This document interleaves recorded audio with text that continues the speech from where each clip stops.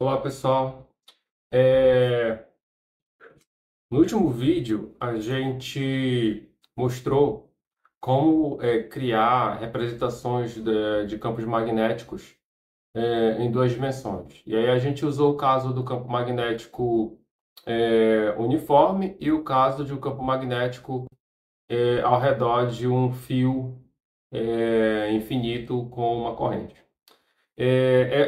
Eu quero fazer essa representação também em três dimensões para mostrar para vocês que o Draw ele permite essa possibilidade, tá? Só que essa possibilidade eu particularmente não acho tão interessante porque eu acho que fica um pouco confuso. A representação bidimensional fica melhor, mas existem alguns casos de movimentos, principalmente em campo magnético, que a gente não consegue reduzir a uma representação bidimensional, tá? Então eu vou mostrar para vocês como é que fica essa representação em três dimensões desses dois campos magnéticos, tá? O campo magnético uniforme e o campo magnético ao redor de um fio condutor, tá? Então a gente vai começar aqui representando o campo magnético da mesma forma que a gente fez no vídeo anterior, por meio de uma lista. Só que agora, como o problema é tridimensional, a gente vai ter uma lista com três elementos, tá? Primeiro elemento é componente x, segundo elemento componente y e terceiro elemento componente z. Da mesma forma que eu tinha lá, eu vou fazer um x mínimo e um x máximo, que vai representar as dimensões da região que a gente está tomando nos três casos, x, y e z, tá? Apesar de eu estar chamando x mínimo e x máximo.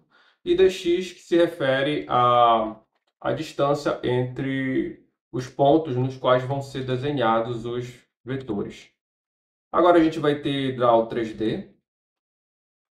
Aí a gente vai continuar tendo aqui x-range, tá? Que vai ser de x mínimo a x máximo. Y-range de x mínimo a x máximo.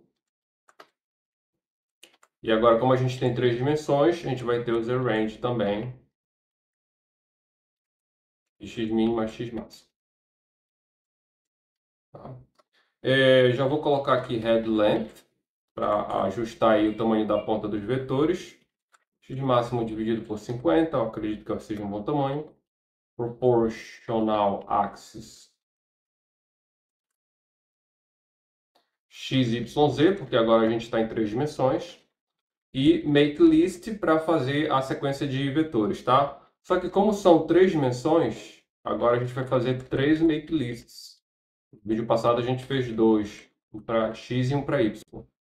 E agora a gente vai fazer então três x, y e z, né? Vector, a gente vai ter os nossos elementos vetores x, y, z, os pontos nos quais esses vetores vão estar. Tá? E aí o campo é o campo B. Tá? Vou ter um intervalo para x mínimo, tá? Com passo de dx. Vou ter para y também. Y vai de x mínimo a x máximo, com intervalo de dx. E z, que vai de x mínimo a x máximo, com intervalo de dx. Tá? E aí agora a gente tem que fechar o make list e fechar o draw. Pronto, eu vou colocar um cifrão aqui, para ele não colocar as mensagens aí dos quadros que estão sendo gerados, das figuras que estão sendo geradas. E se deu tudo certo, vai gerar então o nosso campo. Tá? Então, olha que bacana, né? Então, essa é a representação tridimensional de um campo magnético uniforme, tá? E aí, como eu falei para vocês, infelizmente eu acho que fica um pouquinho confuso, né? A vantagem de a gente poder mostrar no plot é que a gente pode manipular aqui e tentar visualizar qual é a melhor orientação para visualizar esse gráfico tridimensional, tá? Mas mesmo assim, é difícil obter uma posição aqui que não fique tão confuso, tá? O outro exemplo é o exemplo do caso de um campo ao redor de um fio condutor, né, com uma corrente. Então, eu vou colocar a corrente aqui, a 0,5. Aí eu vou ter o campo magnético, que nesse caso é variável, vai depender de x e y, tá? A componente x menos 2i vezes y, dividido por x ao quadrado mais y ao quadrado. Lembrando aí que tem um fator de 10 a menos 7 que eu estou omitindo aqui, tá? Porque senão os vetores ficam tão pequenos que a gente não consegue ver consegue vê-los, tá? A componente x, da mesma forma como eu fiz no vídeo anterior, tá? Dividido por x ao quadrado mais y ao quadrado. E a componente z zero, tá? Nesse caso, já que a gente está lidando com um fio infinito, tá? O intervalo no qual eu quero fazer o gráfico de x mínimo a x máximo de menos 2 a 2, tá? Com dx igual a 0,4. Aí a gente só tem que tomar cuidado aqui o seguinte, né? Novamente, como esse campo ele diverge, se x for igual a 0, y for igual a 0, a gente tem que escolher esse dx aqui com cautela, né? Para evitar esses pontos, ou a gente pode usar o for, né? Em combinação com if, para remover esses pontos aí, tá? Para gerar o campo aqui, eu vou fazer os dois casos, tá? Primeiro eu vou fazer o que eu escolhi, o dx aqui, que eu sei que vai pular esse ponto zero, tá? E depois eu faço com for. Então eu vou copiar e colar daqui, né? A lista de vetores, tá? Vai continuar a mesma. Só que agora tem que tomar cuidado aqui, porque o b depende de x e y, tá? Então tem que adicionar essa dependência aqui. Pronto. Então, feito isso, eu espero que eu tenha digitado tudo correto. Olha só que legal, né?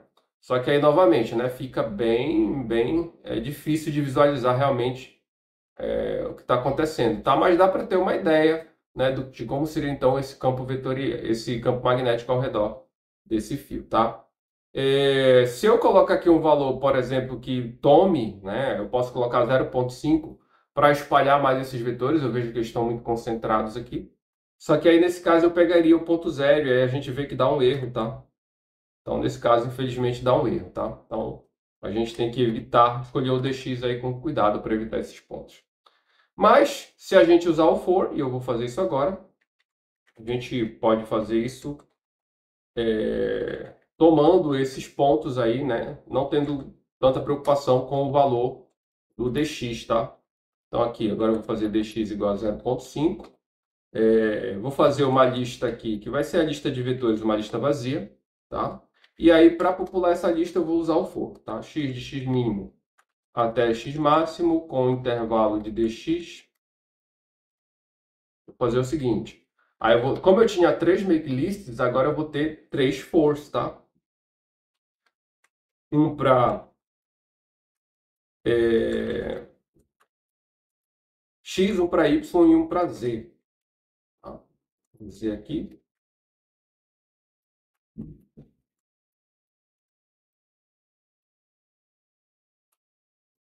Cuidado para não se perder. E agora o if para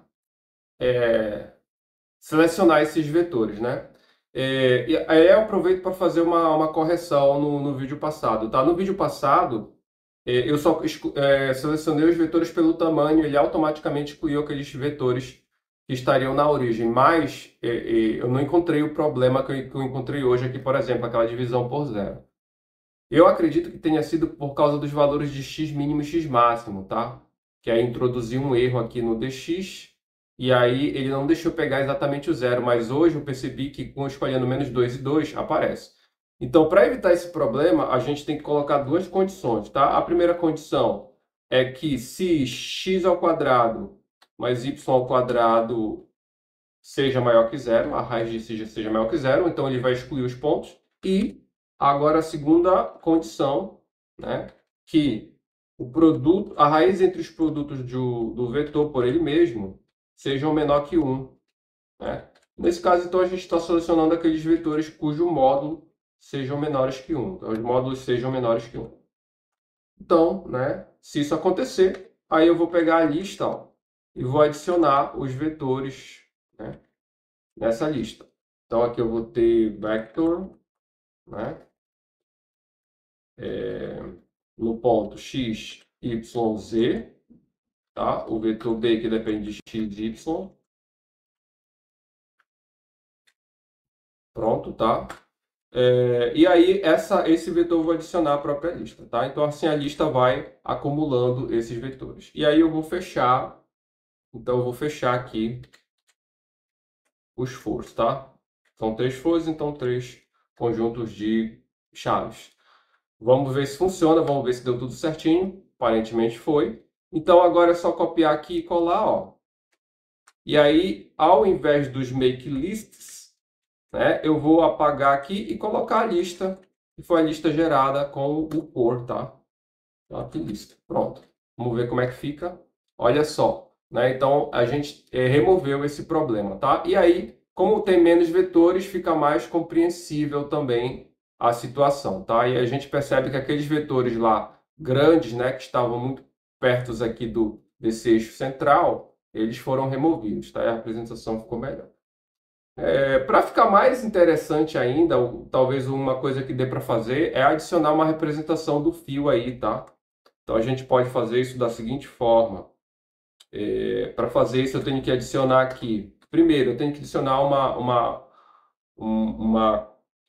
uma curva paramétrica, tá? Nesse caso, vai ser uma curva com o x seja igual a zero, o y é igual a zero e, né, esse fio está no eixo z, então z vai ser igual a um parâmetro.